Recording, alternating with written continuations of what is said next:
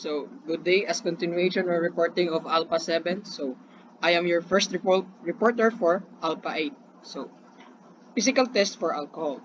The subject is directed to stand straight, heels together, and closed eyes for 1 minute. If the subject is drunk, he will not sway to the front or side. So, meaning, uh, he should put his legs or her legs together and his or her eyes closed for at least 1 minute.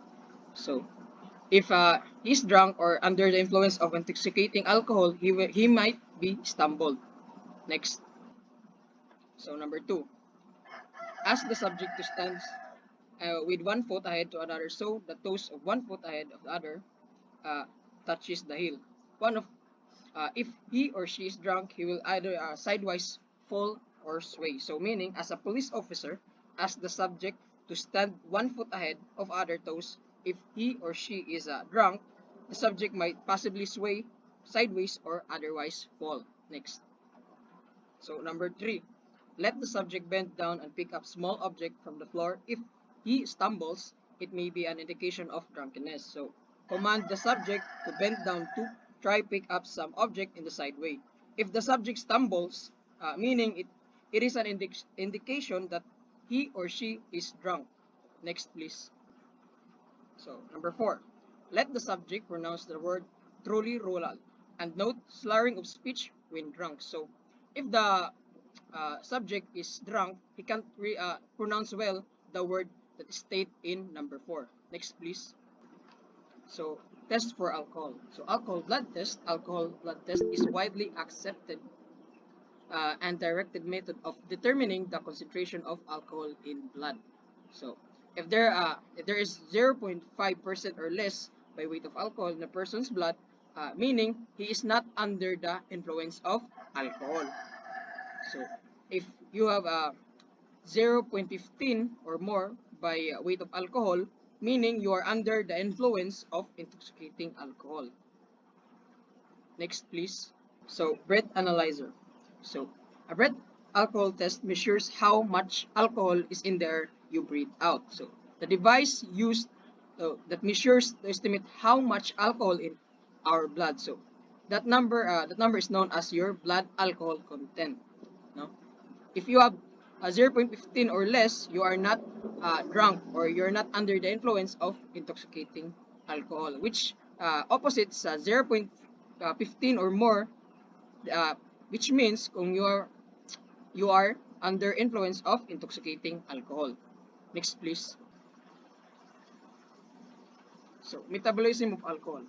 All chemicals that enter our body are broken down within the body and transformed into uh, other chemicals that are easier to eliminate. Or the word eliminate, to dispose or tanggalon sa ato body. So, the process of metabolism consists of 3 last steps. Number 1 is absorption into the bloodstream. So, meaning, once it is in our stomach, ato gi-intake, alcohol is absorbed directly into our bloodstreams through the tissue lining in the stomach and small intestine.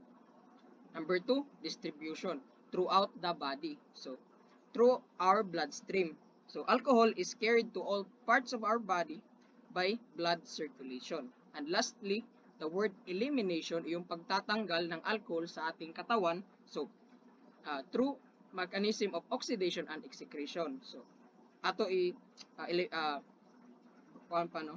So, more than 90% of alcohol is eliminated by the liver. So, and the rest, the 2% or 5% is excreted and changed in urine or yung pag-ihi, sa sweat, or sa breathing. Next, please. So, absorption and distribution. Ethyl alcohol, an alcohol, is a clear liquid with aromatic odor, normally diluted by water and consumed as beverage. So, alcohol appears in the blood within minutes after it has been consumed and slowly increases in concentration while it is being absorbed from the stomach and small intestine into the bloodstream and carried to all parts of our body, which means nadi-distribute yung alcohol throughout our body. When alcohol is absorbed, is completed, the alcohol is distributed and informed throughout. Ito yung nadi-distribute through blood circulation. Next, please. So, the water portion of our body that is through about 2/3 of the body volume, after absorption is completed, a maximum alcohol concentration slowly decreases until it reaches zero again. So, kaya nga kanina, yung elimination, bumababa or tinatanggal ng katawan natin yung alcohol.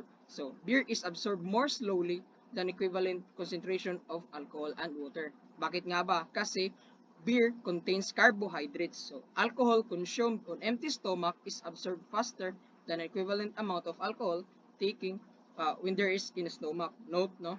If we drank alcohol with an empty stomach, the alcohol passes directly into your bloodstream or nadidistribute agad. Next, please. So, elimination of as the alcohol is circulated by the bloodstream begins to eliminate it. Yun nga, inulit ko, tinatanggal. So, alcohol is eliminated through mechanism of oxidation and excretion. All the alcohol consumed is oxidized to carbon dioxide or CO2 and water or H2O, which takes place in urine o yung pag-ihi with the presence of enzyme. So alcohol dehydrogenase, no? Alcohol is converted into acetaldehyde and then acetic acid, which there oxidizes to carbon dioxide and water. The remaining alcohol is created and changed by the breath. Kaya nga tayo pag nakakainom ay nangangamoy through urine and perspiration o yung sa sweat. The most significant amount of alcohol exhaled in the breath is in direct proportion to the concentration of alcohol in blood. Next, please. So, Republic Act 10586. So, ano nga ba ito? Ito yung Anti-Drug and Drug Driving Act of 2013, which is signed by President Aquino in May 27, 2013. So, it is an act penalizing persons under the influence of alcohol, dangerous drugs, and similar substances. So, under the driving under the influence of alcohol, an act of operating a motor vehicle while the driver's alcohol concentration level has received the level of intoxication. Next, please. So, field sobriety test. So, standard test to initially assess and determine intoxication. Ito yung ginagawa ng mga law enforcement para malaman kung isang tao ay may basihan na siya ay under sa intoxicating alcohol. Example is overspeeding. So, ano nga ba yung overspeeding?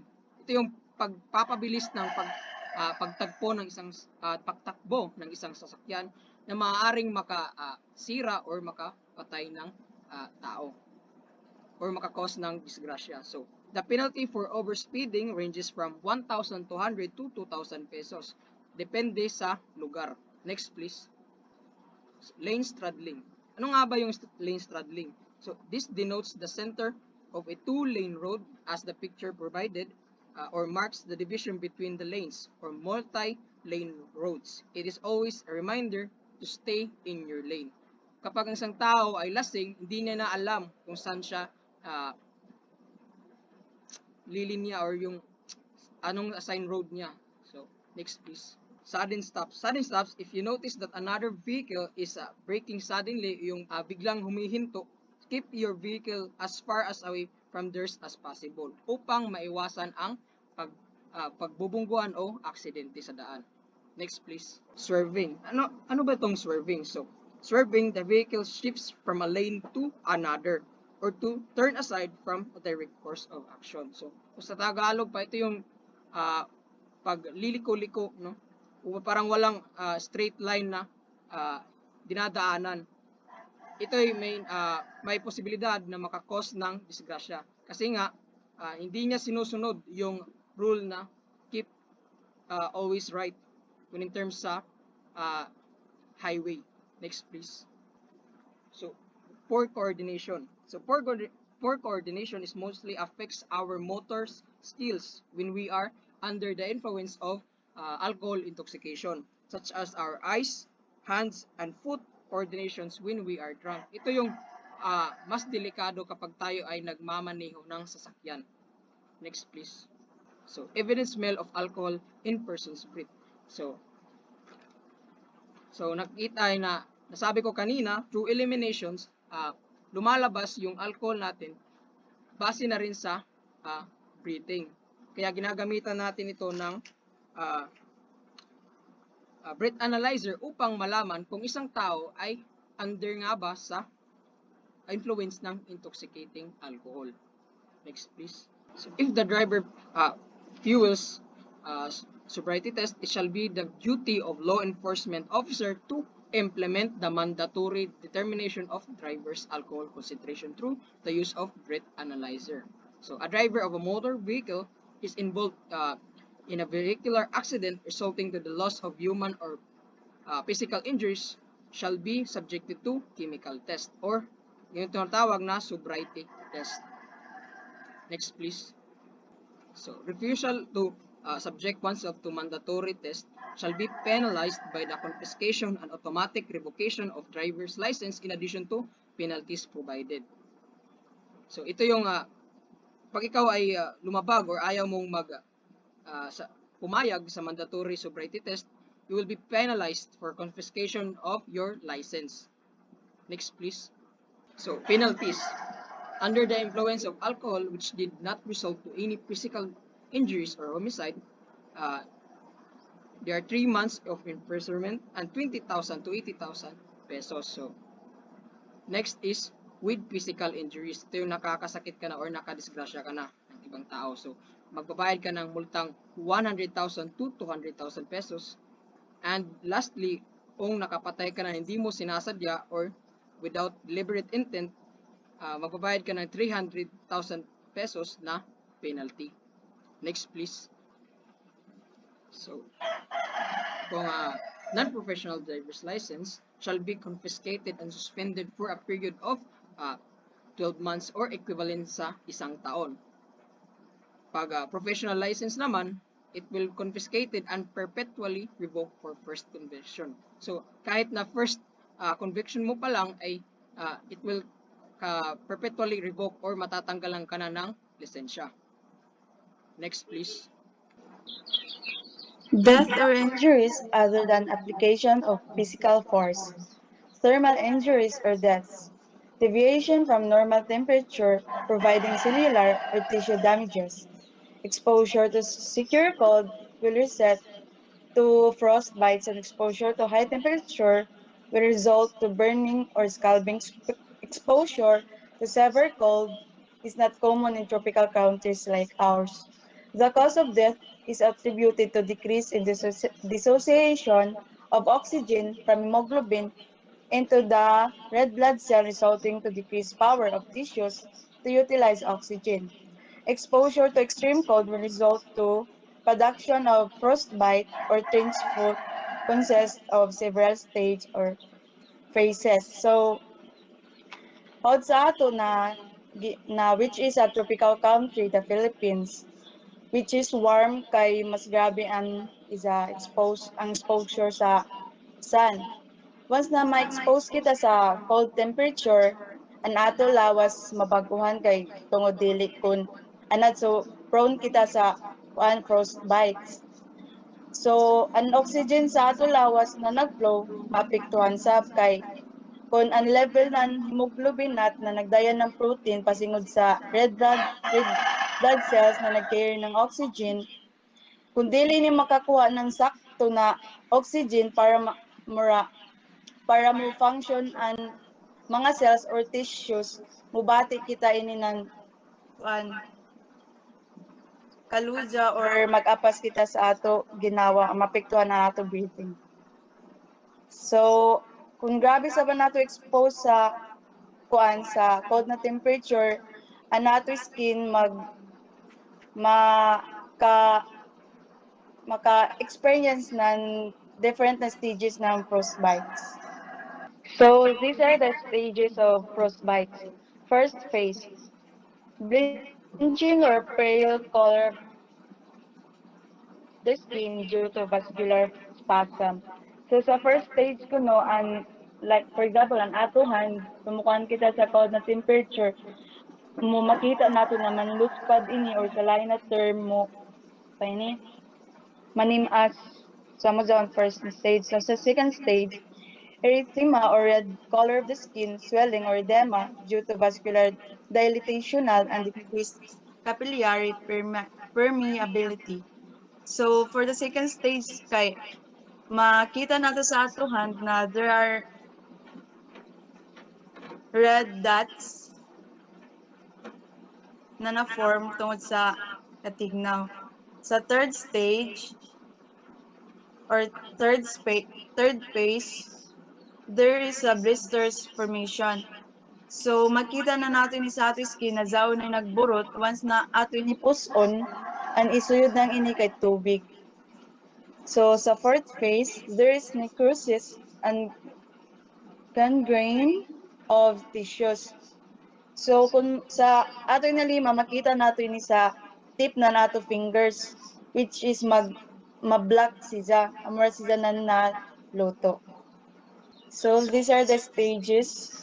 So, this is the first stage, which is mag-pale siya. The second stage, frostbite, mura mag-red da. And this is the third, which is blisters, the third stage. The fourth stage, which is mag-black ang tip ng ato fingers sa mga season na loto. So this or injury from exposure to heat will result to general or systemic effect. First, heat cramps. Involuntary spasmodic painful contraction of muscles due to dehydration and excessive loss of chloride by sweating seen among workers working in rooms with high temperature with profuse sweating. So for this kind of injury, like sa workers who works in a high temperature, grabe ang loss ng ila sweat. So once na ma-dehydrate na sila, na-experience na nila ang inina na effect ang pagbinod na nila siki. Second, heat exhaustion or heat collapse, heart failure, primarily caused by heat and precipitated by muscular exertion and warm clothing. So, tungod isab sa hot na temperature, mabati kita ng pagka-uhaw na ma-result ng pag-collapse ng ato heart or mura maka-cause ng ano ni na maka-cause ng heat stroke na kasagaran mahitabo once sa grabe mo exposure sa high na temperature. The third one, heat stroke or sunstroke, occurs among their working in the late and ventilated phases where with dry and high temperature or due to direct exposure to sun. So this kind of injury may taboy ni kasagaran sa like sa construction workers. Grabe ang exposure sa hot na temperature which is grabe an effect sa ila brain. So they are prone to this kind of injury. Effects of application of heat. First, scald caused by hot liquid. Or injury produced by application of liquid at a near boiling point or in a gaseous state. So this burn caused by like a boiling water. Once na mahuwa din ni sa imo skin, ang result ng ini blisters like the picture like just like the picture. Second, thermal burns, dry heat. Application of heat or chemical substances to the body. It is product by fire solid substances, friction, and electricity. So like kung magpasok kita ng mura bakal, kung paso na gani siya, once na matouch down sa ing skin, amoy niyang mahitabo.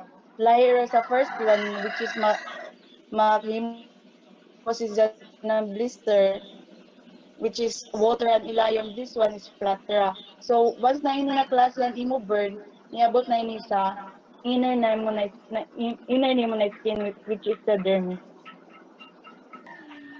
Classification of burns. There are 5 classification of burns. which is thermal, chemical, electrical, radiation, and friction. Burns are classified by degree, depending on how deeply and severely they can penetrate the skin surface. It may be impossible to classify a burn immediately when it occurs. Thermal burn, it is a burn to the skin caused by any external heat sources. Example of thermal burn is scald from steam or hot or molten liquid. Then the second is chemical burn. Chemical burns are tissues damage caused by strong acids, drain cleaners, paint thinner, gasoline, and many other of substances. Like for example is yun mga acids, mga acid, mga acid naming kuan sa ato panit. Then the third is electrical. An electrical burn is a skin burn that happens when electricity come in contact with your body. When this happens, the electricity can damage tissues and organs. This damage can mild or severe, and it can even cause death. It depends sa ano ni kung halimbawa yaon ma-offline ang plangka kung makurintihan man ang tao, depende na pag masunugid ang isa ka tao or mapatay siya. Then the fourth is radiation.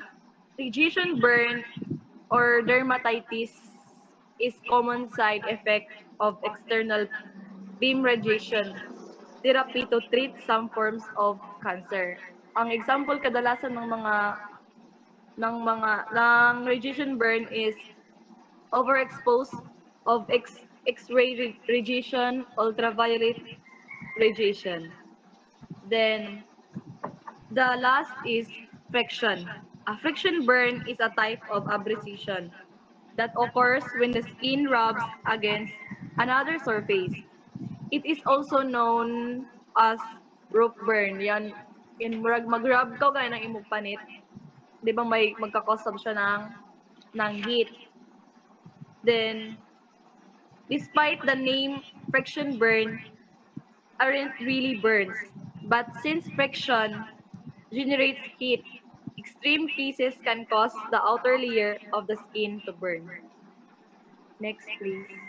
Charas- chara- Characteristics of burns. Redness to complete carbonization. Then second is singing of hair and carbon deposits within affect area. Yun mangunot dayon ang imo something panit. Then third is wheat burning in conflagration. Classification of burns by degree. The first degree is simple redness and slight swelling. Swelling may subside after a few hours. The second degree is vesicle inflammation. With acute inflammation caused by flame, the skin is blackened and surging of hair. Scar, scars not present after healing. Third degree is destruction of cuticle. Part of true skin. Burnt area, burnt area is painfully being to the exposure of the nerves endings. Healing may leave scars. Ewan magpabilin dahil ang scars sa imo panit. The fourth degree is whole skin destroyed with formation of slough. Surface is recreated, then the healing produce fibrous scars, may contact and produce deformity. Amo yon something ugahay na ayon magsugod-sugod pa pagka kuan ang imo scars pagka dayaw-dayaw. Then the fifth degree is involvement of deep fascia and muscle, produce severe scarring and deformity. Yon medyo makuan na klaruhay na gid ang scars. Then the sixth degree is sharing of limbs, organs, and bones. Death due to shock. 72% of human body weight is water. Proves that the victim is alive before burned to death. Is the burning the cause of death? Number one is presence of smoke in the air passages. Greenish black material adherent to the mucosa of the larynx through trachea and bronchi. Then the second is increase of carboxyhemoglobin blood level. Carbon monoxide enters body through respiratory tract. Then carboxyhemoglobin is responsible for the cherry red color of blood on a fire victim. Then number three, or the last is erythema, edema and vesicle formation. Show the circulation was present and heat was applied. I'm a port reporter in Alpha 8. So first, heat stiffening. Found in dead bodies subjected to heat, heat coagulates the albuminous materials inside the muscles, making it stiff and constructed. So meaning, this means that due to extreme heat or high temperature, that the dead body is exposed. It will cause the body to experience a rigor mortis or the stiffening or hardening of the muscle. And that's the concept of heat stiffening. So like for example, John, kuan iton patay bali na nigahi kay tungod sa kapaso. So chemical burn. All of these three acids are the vital for burning the body.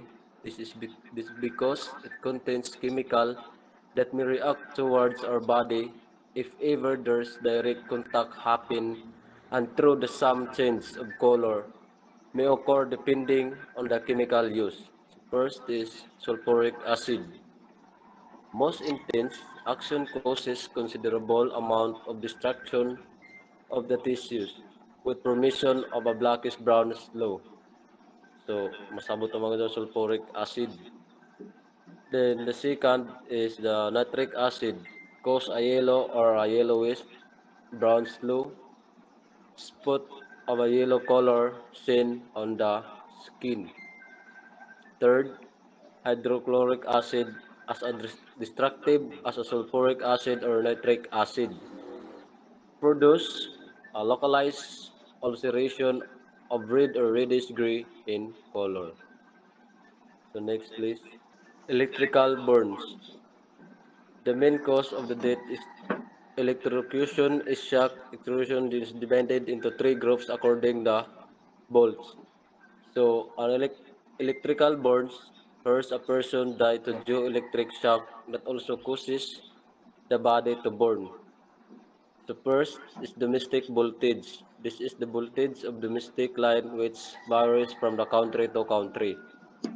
So meaning, mostly these kinds of voltage located at the street or even houses where the main supply of the electricity is located. Second is the high voltage. High voltage is used to operate heavy machine, toll, train, and electric grind network. So meaning these are the voltage that are usually used for factories or any kinds of companies that operates heavy equipment that is mainly operated by electricity. Next please. Third is the lightning. So electrical change in the atmosphere usually occurring during thunderstorm. It is about 100 million volts and 200 amperes. The effect of lightning are due to both the passage of a very high potential electricity producing electrical burns of death due to the blasting effect or rapidly expanding air producing larentin and distortion of the body parts. Death from lightning is accidental. So meaning basically guys lighting is caused by a natural phenomenon. However, it is dangerous due to its highest voltage that can instantly destroy life if ever it will happen. So, change of atmospheric pressure. The normal atmospheric pressure at sea level is 100 mm of Hg, which is conducted to health. When a person goes deeper underwater, the pressure becomes greater. So, ang normal atmospheric pressure at sea level daw is 100 millimeter of Hg, which is pag ang tao daw is mo go deeper underwater, mas mataas ang pressure. So, the gases in the body such as oxygen, carbon dioxide, and nitrogen will accumulate and liberated in circulation, blocking small caliber blood vessels. Gas bubbles block the blood vessels, producing flying to the distal part supplies by the down, and this condition is called air embolism. So, ang katudang ato ang gases sa ato ang lawas such as oxygen, carbon dioxide, and nitrogen is maipon and kanaang they are free to kuan na circulate na mag-cause sa pagka-block sa kuan mga blood vessel. So ang katong mga gas bubbles na mo block sa blood vessels is ginatawag to siya nga air embolism. This condition is further accelerated when a person underwater goes abruptly from increased pressure to normal pressure condition. So, for example, nasa underwater ang isa ka tao, then ang pressure man is taas. So, pag mukalito na siya dito, mukalito o pasaka nga mabalik ang mabalik sa normal pressure, then mas mo lala tong mga gas bubbles sa imuhang lawas. So, sa post-mortem findings or sa autopsy findings, ang katudang mga gas bubbles is makita sa different organs sa atong lawas. Kaya syempre, biskan asa naman to circulate. So, amo yan to.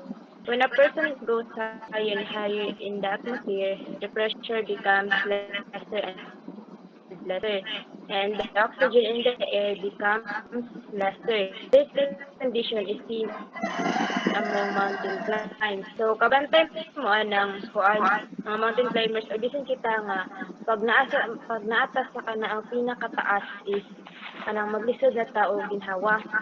Kabantay mo na. Yes, yes, yes.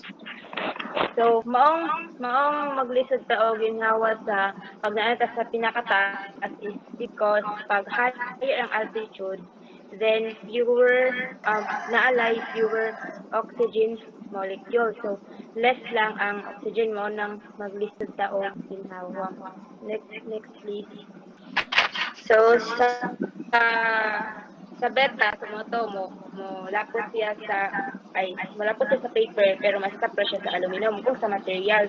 Pero pag sa human body, maka-damage na siya og deep sensitive tissue sa ato ang lawas. And then ang sa gamma rays, pag sa material, mo lapas siya sa papel, mula po siya sa aluminum pero mablock ra siya ng mga anang lead. So dili na siya mulapos pa, tama na siya sa lead. Anya pag sa human body maka penetrate na sa ato ang lawas and mulapos na siya sa atong outer skin sa mga tissues nga and then mapiktuhan ang ato ang mga internal organs o bones. So mo lang pag kanaang magamit galit ta og kaniang materials nga naay radiation, dapat magamit kita og mga gear ka ng protective materials para dili ka madaog. So, next slide, please, Maisha. Infanticide or neonaticide, killing of a child less than 3 days old. So, here are the evidences in infanticide. So, number 1, that the child was born alive. So, dapat ang sa case infanticide, dapat ang bata is napagawas gyud or na anak siya na buhi kay pag for example lapas sa tiyan so dili na siya matawag og kuan dili na siya matawag og infanticide. And then ang ikaduha, that the child was deliberately killed.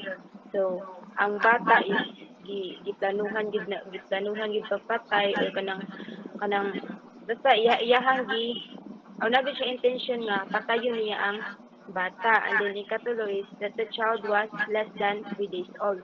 So sa infanticide na case, ang oras is importante gyud kay for example ang bata is namatay more than 72 hours or more than 3 days na, so dili na siya matawag na infanticide bisan pag kuan tibali 72 hours man anya na 73, so dili na siya masulod sa infanticide. So either naano na siya dito sa parricide depende sa relationship sa bata. So next slide. So how the crime of infanticide is committed. Number one, by omission or neglect. Ana ang wala nimo gibuhat or gipasagdan na nimo ang bata. So letter A, failure to ligate the umbilical cord. So amo yaon katong pusod sa bata kanang sumpay sa bata. Pag dili na nimo maputol, kanya mag-cause og pagkamatay sa bata. So makasuhan ka ana og infanticide kay pag once na ang kanaang sumpay sa pusod sa bata is dili maputol, do dili pa dayon mapatay dayon ang bata pero magkuan na siya na siya serious problem na pwede makapatay sa bata. Ikaduha, letter B, failure to protect the child from heat or cold. So ang diri is example, ang bata pasagdan ra ya namugnaw na dito wala gi saninaan ang inahan pasagdan ra niya. Unya kana kung ang bata gihilantan, ipasagdan ra sa inahan wala gihatagan og tambal. Pero syempre, dapat less than 3 days old or less than 72 hours. So pag inana, pasagdan ra niya, dili pa inon ugatas, then makasuhan ang inahan og infanticide. Katulo, C. Failure to supply the child with proper food. So kanang pasagdan ra ang bata, dili pa kanon. So isa pud ang makasuhan ang inahan. Next please. So ikaduha by commission. So ang by commission is imuhang buhat sa bata. Pinakauna is inflicting physical injuries. So kanaang kasakitan nimo ang bata like kanang bunalan, nga sobra na kaayo nga makakos ng pagkamatay sa bata. Next please. Suffocation kana ang example ani is dili nimo pag ginawa ang bata like kani ang tabunan nimo ang iyahang ilong or baba nga dili siya makaginhawa or kanang tabunan nimo ang nang sa bata og unlan na dili makaginhawa ang bata nya mamatay. So isa po na sa kuan makasuhan og infanticide. Strangulation kanang kuan pislokon ang bata nga mag-cause sa iyang pagkamatay. Drowning kana ang lungsan ang bata or kanang kitaan sa inahan nga ang bata is hapit na malungod na ipasagdan ra. So amo yaon. Then poisoning kana ang tangan nimo og lason ang pagkaon sa bata or imuha siyang hiluan. So amo raon. Yeah, thank you.